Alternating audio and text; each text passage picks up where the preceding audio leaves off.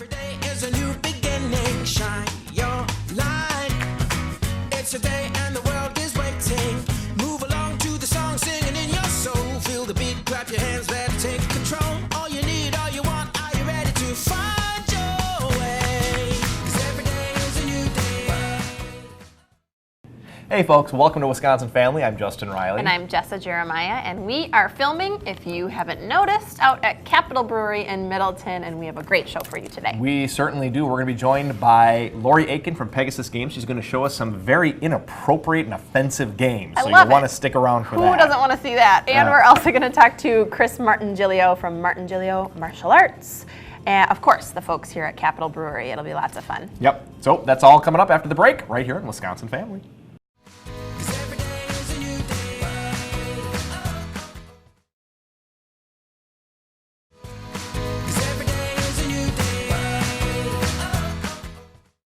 Welcome back to Wisconsin Family. We are having a fabulous time, Jessa and I, here at the Beer Stoop of Capitol Brewery. We are indeed. What a great show we have ahead of us. Yeah, we're looking forward to speaking with those folks later. But first, we are joined now by Lori Aiken of Pegasus Games. Lori, how are you? I'm good, thank you. How are you guys? Glad to see you and Awesome. excited about our topic today.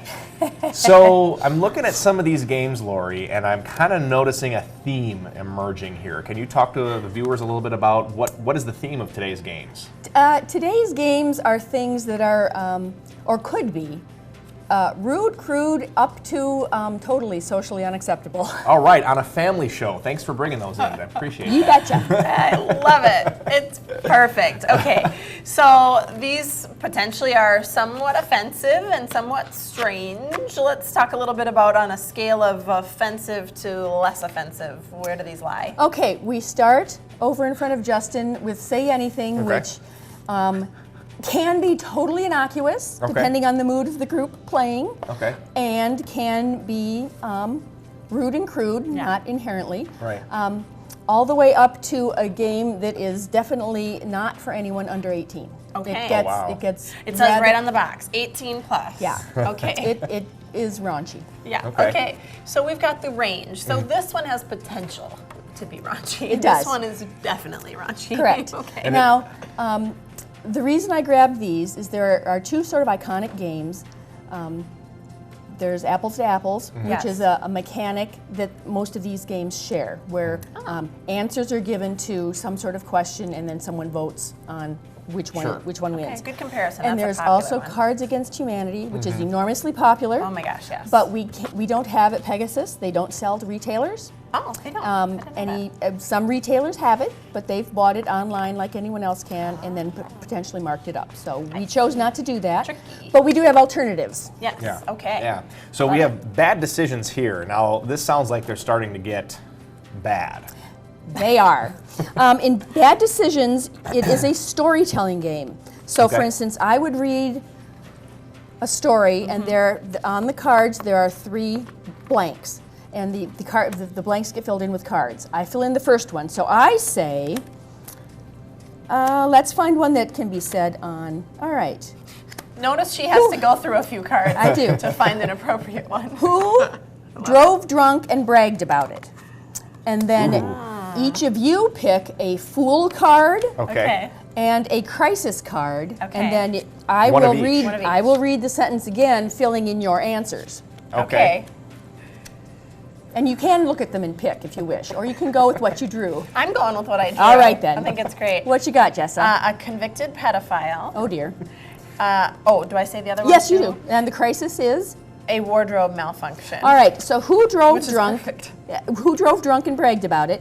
A convicted pedophile did, because we all face a wardrobe malfunction.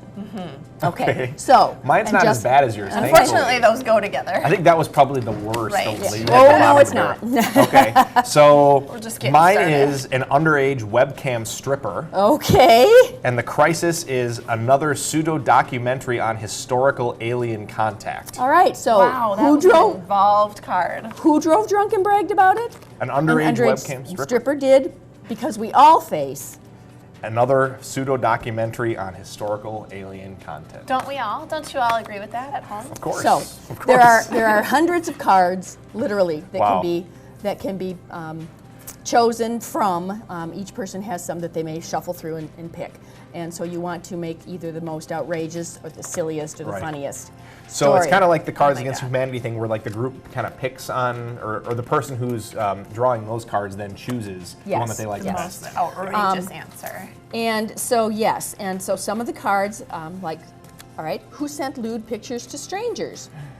Then you'd have. Let's find All right. out real quick here. Well, why don't we? Some internet pervert. Well, there we are.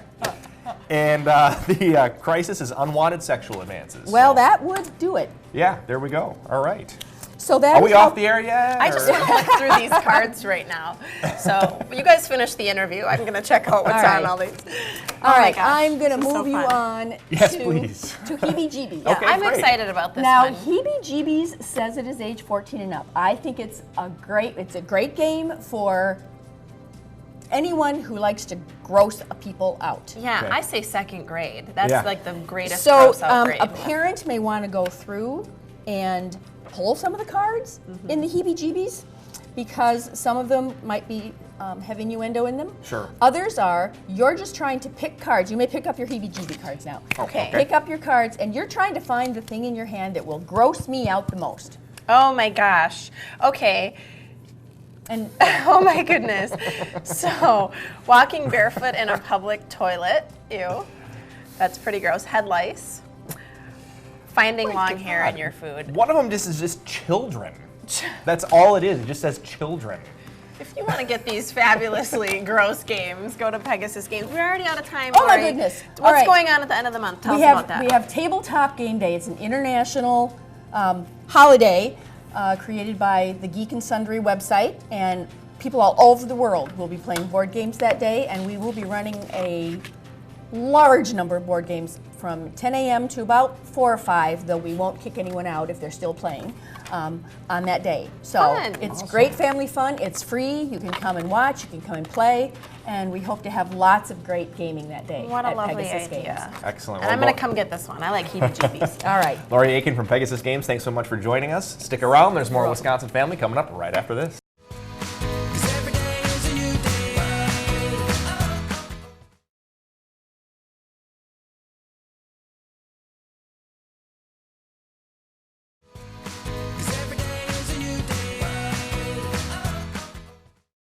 Hey folks, welcome back to Wisconsin Family. We are in Middleton at Capitol Brewery, on a great spot. The smell of hops and beer brewing is in the background, and we're enjoying ourselves. We'll talk to those folks here a little bit later in the Yes. show.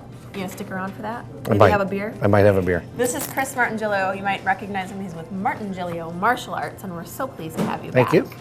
So we're going to be talking about self-defense, of course, but I want to start with Tai Chi. Yep.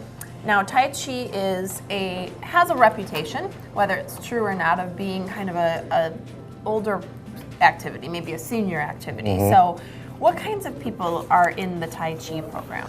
You'd be amazed that we're getting a lot of big guys like myself Really? lately that Okay. come in it right. It's like exactly the opposite of the demographic that we think. Yeah, I had a feeling I was going to be surprised. Yeah, on it this is. One. Yeah. And in younger people. And what we know is that if it's marketed as it should be, which is that it is proactive for health, and it is a complete self-defense system, then you get the full picture, and then it's not just for seniors. Yes. This, Okay. this definitely the seniors would gain from this, but people are starting to realize that it was a much deeper rabbit hole than what was actually presented And before. really quick before we move on, why do you think that Tai Chi has this reputation? It's the slow motion, it's the slow movements I that see. I'm lazy. That it's relaxed or I'm something. relaxed, and Okay. oh, I don't need that. I'm a football guy. I don't need that. Right. The exact opposite. That guy does need it. Maybe more so. More so probably than the senior. Interesting. Wow. Okay. So it's what caught me, what you just said, is that this is also, it's not just for health benefits, but this is also a complete self-defense Absolutely. strategy. Can you talk to us a little bit about that? Right. So, all the movements of the in the martial arts have martial applications, Right. but they're not always understood. And so when they're not understood, or maybe they're poorly understood, then the value starts to reduce. And I think Tai Chi over the years that's happened. And now it's just, well, I'm just doing this for health. When we look at this motion, it's the same motion as a strong karate block or a strike. Yeah. And so if the demographic is starting to slowly fit into a more senior crowd, well, they're not as interested in hitting people, Right.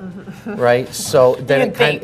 right, exactly. And it kind of has evolved into that this is just for health.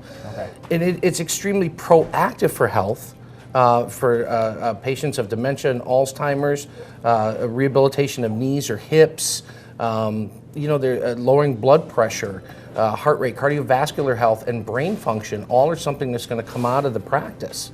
That's incredible. Let's, I guess, expand on that for a second and talk about that, because we just briefly touched on this before we started and joined you.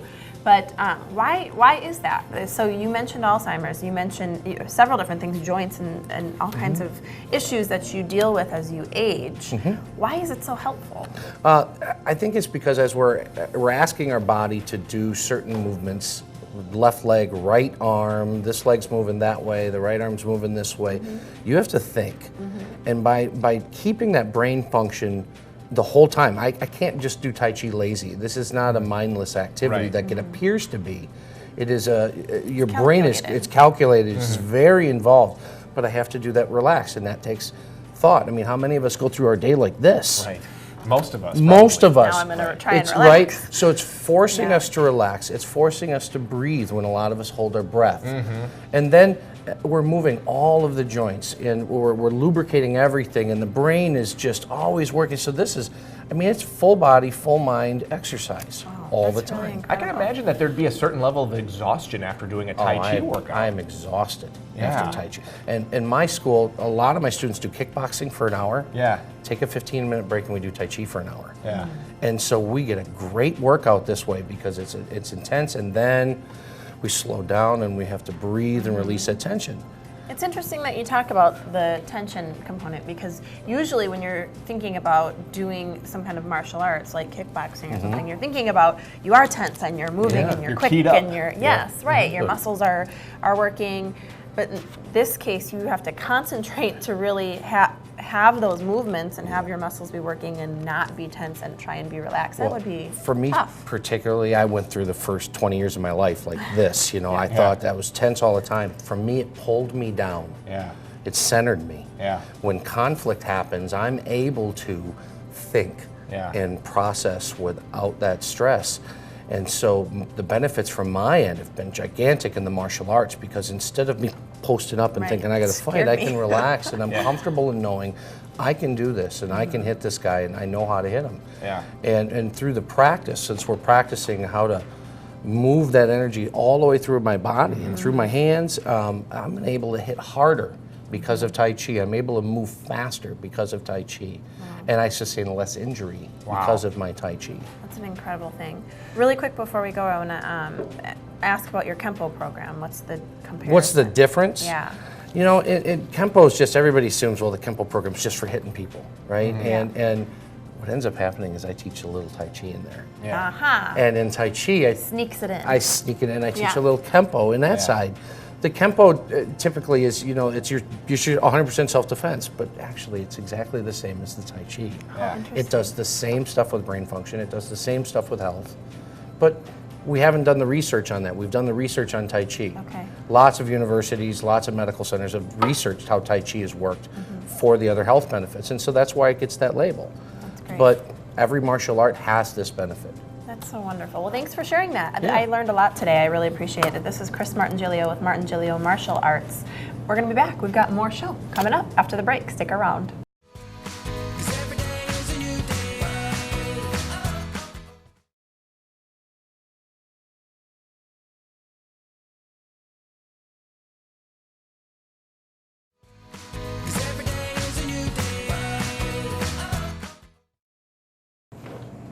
And welcome back to Wisconsin Family. And we've been having a fabulous time here at the Beer Stew. Oh, yes. We here have. at Capitol Brewery. And we are so excited now to be joined by the president, Scott Wiener. Yeah, this is a treat. Thank you so much for having us and joining us today. You're very welcome. It's a pleasure being here. Good. So for viewers who don't know a little bit about your history, talk to us a little bit about how long Capitol Brewery has been brewing beer. Sure.